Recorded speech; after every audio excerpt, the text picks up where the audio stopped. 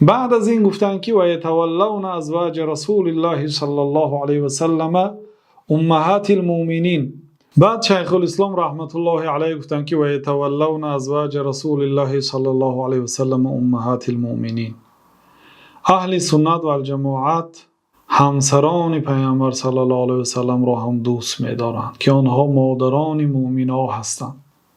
یعنی مادران مؤمنان به این طریقه که آنها مثل مادر حق و حقوق دارند و اینچنین غیر از اینکه مثل مادر حق و حقوق دارند آنها را خانه‌دار شده نمی شود.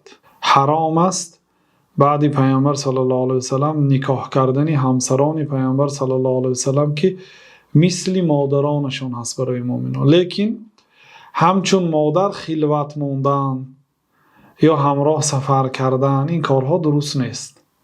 یک جا نشستن بدون حجاب و بدون پرده، چه خیلی که انسان با مادری خودش میشیند یا سفر میکند، این خیلی اجازت نیست. فقط از نگاه نکاح و از نگاه احترام و قدر و منزلت برای مؤمن ها مادر هستند. الله تعالی صراحتا گفت که النبی اولی بالمؤمنین من انفسهم و ازواجه امهاتهم.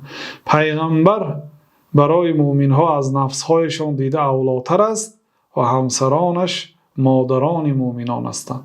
و یقرون بانهن ازواجه فی الاخره. ببینید و اهل سنت و الجماعت اقرار می شوند که زنهای پیامبر صلی الله علیه و سلم در آخرت همراه پیامبر صلی الله علیه و سلم هستند.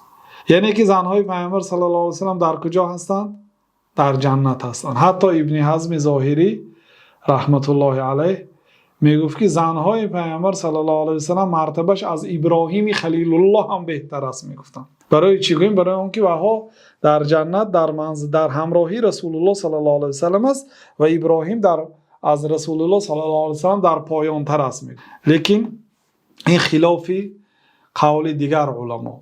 اگرچه زنهای پیامبر صلی الله علیه و سلم همراهی پیامبر صلی الله علیه و سلم در جای بلند باشند هم، لیکن حضرت ابراهیم از زنهای پیامبر صلی الله علیه و سلم بلند هستند.